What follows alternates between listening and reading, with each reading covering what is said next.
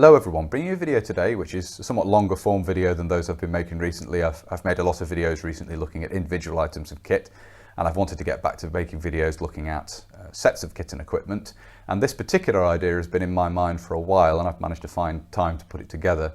What we're looking at in this video is essentially a comparison of Australian, British and Canadian kit from the mid-1980s, so basically 40 years on from the end of the Second World War, and look at the divergent evolution of the kit and equipment in use at the time. Obviously during the Second World War, Australia, Britain and Canada all used the 1937 pattern web equipment. They had their own uniforms to a degree, but all were using battle dress in one form or another by the end of the war. And as a result of that, obviously there was a similarity in the kit used. Now it didn't take long for that, obviously, and it depended on the specific theatre of operations as to how that kit was adapted. And during the course of the war, Australia certainly, adapted the 1937 pattern equipment to their own needs. But the big divergence in kit took place after the war. Canada was the first to sort of head off in their own direction with the 1951 pattern web equipment, and Australia would follow suit. And as you'll see, there's a large US influence on the kit used by the two nations, or at least there initially was. I suppose it's less evident with the Canadian kit we're going to look at. They really did go off in their own direction. But that's what we're going to look at in this video, and we'll have a look at these recreations and sort of talk about the kit and where the influences came from that led to the introduction of these different designs. That's what we're going to have a look at in the video, and we'll get into that now. The first recreation to consider here is that showing the kit of an Australian soldier circa 1985. All of these recreations will be looking at soldiers circa 1985, the kit in use at that time, essentially on exercise, so in training scenarios. Looking at an overview of the kit here, you can see there's not been that much change since the kit used during the Vietnam War. We'll get into the details of this and have a look at the various items of equipment in uniform in a bit more detail. Starting at the top as we normally do, you have here the Australian slouch hat, as you can see. During the 1980s and into the 1990s, the slouch hat is commonly seen worn by troops on exercise. The basic uniform consists of a mix of Australian and US clothing. We have here a US combat jacket, the M1965 combat jacket. This is worn over a woolen pullover, very similar to the British jersey heavy wool, and this is worn over a green drill shirt, Australian green drill shirt, manufactured in the 1970s. The trousers are of Australian design, and these are very similar to the pixie or twiggy greens, as they were colloquially known, introduced during the course of the Vietnam War. These, however, are post-war production trousers made in the 1970s, and they're made of a heavier cotton drill. They have the distinctive double button pocket flaps found on the preceding design of trousers. The weapon carried is the SLR, or self-loading rifle, in Australian service as in British service, the L1A1. And this has a distinctive Australian carry handle in green plastic and laminated wooden handguards. These are often associated with Australian service of the L1A1. They were also used by the British Army as well. The British Army changed over to plastic furniture for the SLR. The Australians didn't, and the laminated wooden handguards were introduced not that long before the plastic furniture was introduced. So in British service, they don't show up all that often, whereas in Australian service, Australia never moving over to the plastic furniture, they basically take over from the preceding triangular wooden handguards. The web equipment is a mixed bag. The suspenders used here are of US LC1 pattern, basically from the Alice equipment, and these are very common to see in use by Australian troops during the 1980s. You'll notice that the supporting straps from the ammunition pouches have been clipped up to the holes through the buckles on the suspenders rather than the square rings which sit a little bit further up the shoulder straps.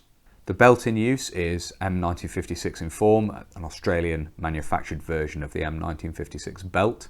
The pouches themselves are the Australian modified M1956 pouches. The left-hand pouch carries a toggle rope on the side straps, as you can see, and these are basically enlarged pouches but based on the US M1956 design. They were introduced during the course of the Vietnam War. On the right pouch, an Australian copy of the US first aid compass pouch is carried, as you can see here, clipped onto the side of the pouch. On each hip, a canteen is carried, again a copy of US practice. The canteen covers themselves being a modification of the M1956 design.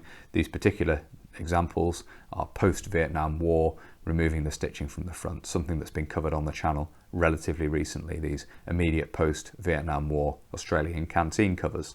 And to the rear of the equipment here you can see the field pack, colloquially referred to as a bum pack in Australian service. The Americans call it a butt pack for obvious reasons.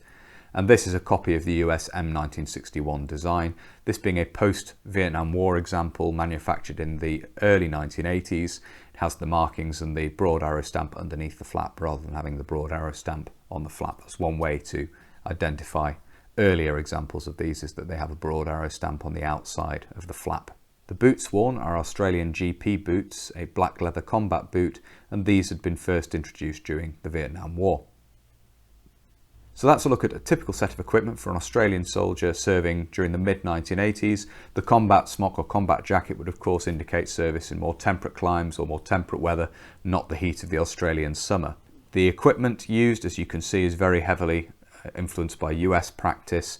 The uniform, the combat jacket aside, is of Australian design and manufacture, so a little bit of British influence with the jersey there, the woolen pullover, but otherwise drawing on American practice in terms of the web equipment and so forth.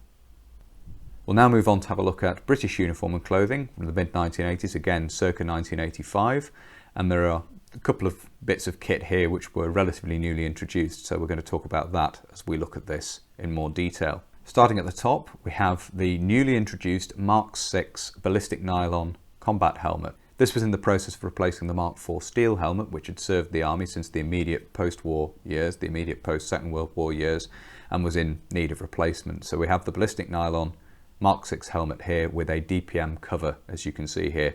The elastic loops provided to attach foliage for extra camouflage where this was needed. A big improvement on the Mark IV. It has a 3-point chin strap and offers greater protection as well. The basic uniform consists of DPM combat clothing.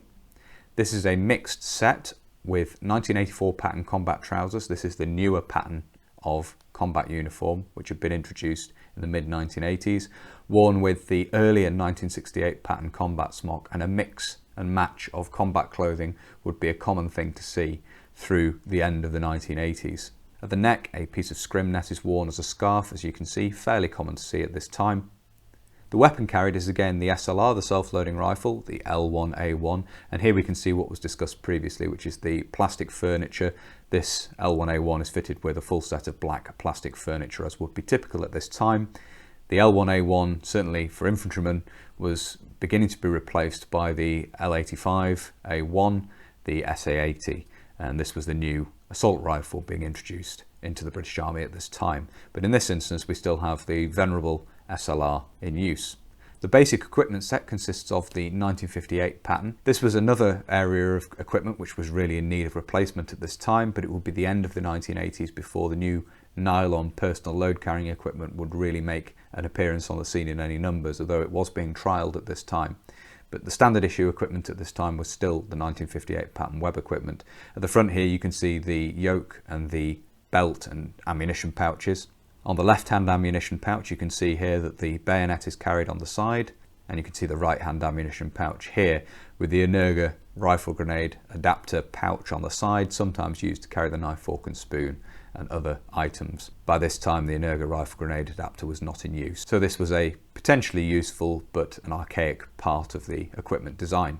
On the left hip, the respirator haversack is carried. This is carried on the belt of the equipment, this being made from nylon and would carry the S6 respirator, which was beginning to be replaced with the S10 around this time. It also contains various items of decontamination kit and a spare canister for the respirator as well.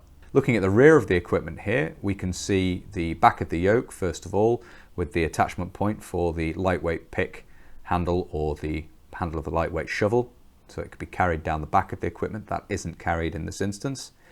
Above the rear pouches we can see here the cape carrier, or the poncho roll as it was colloquially known, and in this is carried the MBC suit, in this instance a green Mark III. Again, around this time MBC suits were making an appearance that were also produced in DPM camouflage cloth. Below the cape carrier, the rear pouches or kidney pouches are carried at the back, and these would carry various items, mess tins, spare socks, rations, etc. in the rear there, personal items essentially, and items necessary for operations in the field. It was not uncommon at this time for the rear pouches to be replaced with water bottle pouches, which is something we're going to have a look at in just a minute, but photographs of the time do also show the rear pouches in use quite commonly as well, so retained the issue rear pouches here. As I say, it was not uncommon at the time for them to be replaced with water bottle pouches. And speaking of the water bottle pouch, we can see that round on the right hip here. This contains the 1958 pattern plastic water bottle and cup nested together in there. Finally, moving down to the bottom of the uniform and kit here, we can see the relatively newly introduced Boots Combat High.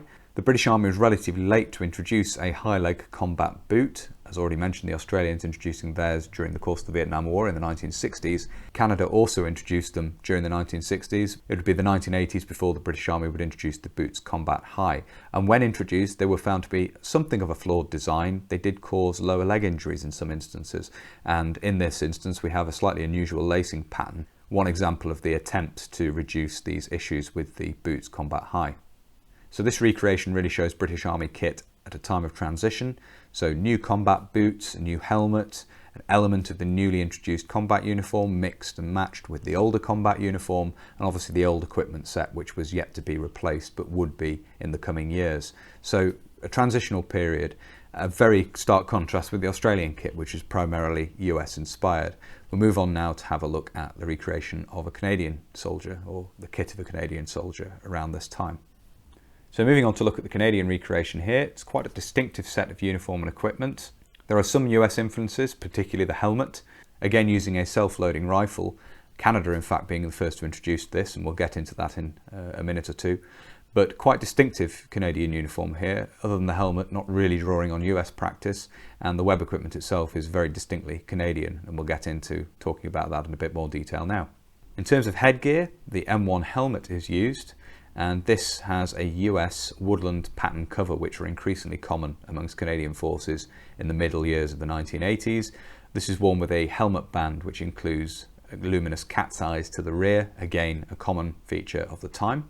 The basic uniform consists of Canadian combat uniform, and in this instance the smock is actually a 1960s example, but these do still turn up in photographs of troops in the 1980s, and this is the heavier weight combat coat.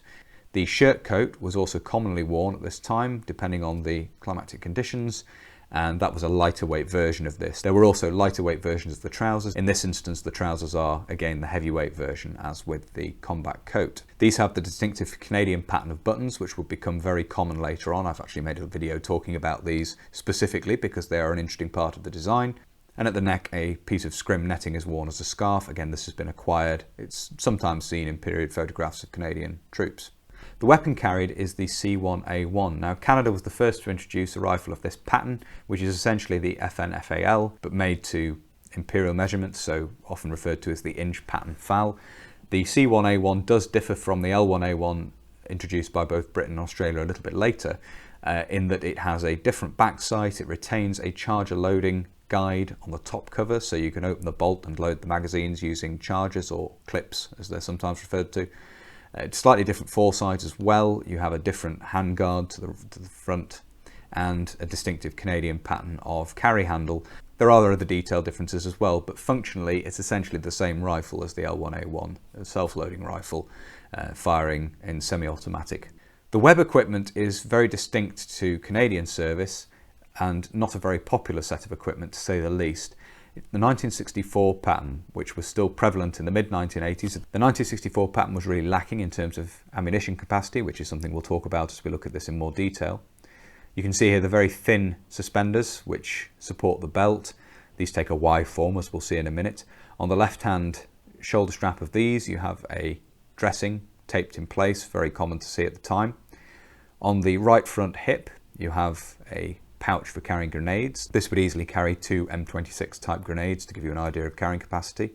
On the right hip, behind the grenade pouch, another pouch has been added onto the equipment to allow ammunition for the rifle to be carried, and this is not part of the 1964 pattern design. It's actually part of the preceding 1951 pattern design, which luckily enough had a set of high mounted belt loops on the back of the ammunition pouches, which meant they could just be slung off the 1964 pattern belt, as we have here, and used to carry spare magazines for the rifle.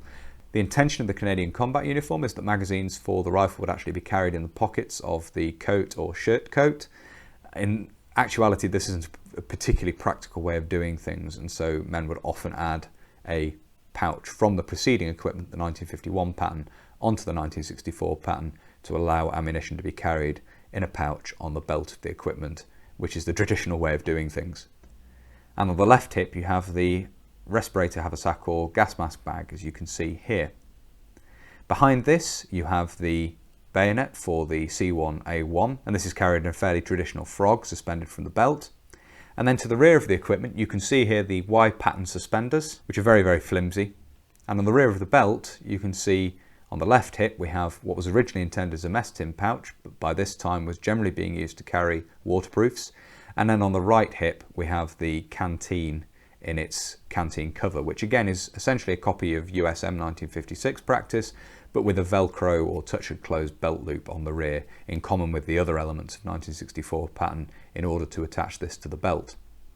The final thing to look at here are the combat boots, and these are Canadian Mark III combat boots, not really that different from those introduced during the 1960s. And again, Canada had introduced a high leg combat boot much earlier than the United Kingdom had, and you'll notice there's some visual similarities between the Canadian combat boots and the Australian combat boots, and there was some collaboration, there was some discussion between Australia and Canada at the time these boots were introduced, so that shouldn't be surprising. You notice the slightly unusual lacing pattern here. Again, this is copied from a photograph of Canadian troops in the 1980s. So as you can see from this recreation, some American influence certainly in the use of the M1 helmet, but the equipment and the combat uniform is very distinctly Canadian. And I know certainly the 1964 pattern web equipment we have here was much maligned by those who had to use it, and you can see why. It's really not a very good design. So looking at the three recreations here, you can see the considerable difference that exists between Australian, British and Canadian uniform and equipment in the mid-1980s, so towards the end of the Cold War. And this is quite stark when you consider that the end of the Second World War, all three nations were using standard web equipment, the 1937 pattern, their own versions of it to some degree, but basically the same web equipment. And in the immediate post-war years, all three countries would use battle dress uniform, which is to say a wool serge blouse and high-waisted wool serge trousers, which goes to show there was quite a lot of evolution in the following 40 years and different influences on each country's development of new uniform and new web equipment. So hopefully that's been clearly shown in this video. So there we are. I hope you found it interesting looking at that. As you can see, a real divergence in the way that kit was designed in the three countries there, a real difference in the design ethos in some instances of exactly what was required in load carrying equipment, for example. I hope you found it interesting watching that. If you have and you'd like to see more from the channel, please do consider subscribing if you haven't already. And whether you're newly subscribing or you've previously subscribed, please do make sure you hit the little bell, the notification button down below. That will of course alert you when I upload future videos. If you really like my uploads and you would like to support the channel, you can. Both Patreon and PayPal are linked down below. And as ever, a huge thank you to everybody who supports the channel using those two methods. It's greatly appreciated, as I always say. Thank you all very much indeed. If you'd like to follow the channel on social media, you can. Facebook, Instagram and Twitter are all linked down below. And if you'd like to get in touch but you don't really use social media, there is of course an email address down below as well. That's everything for this video, so until next time, bye for now.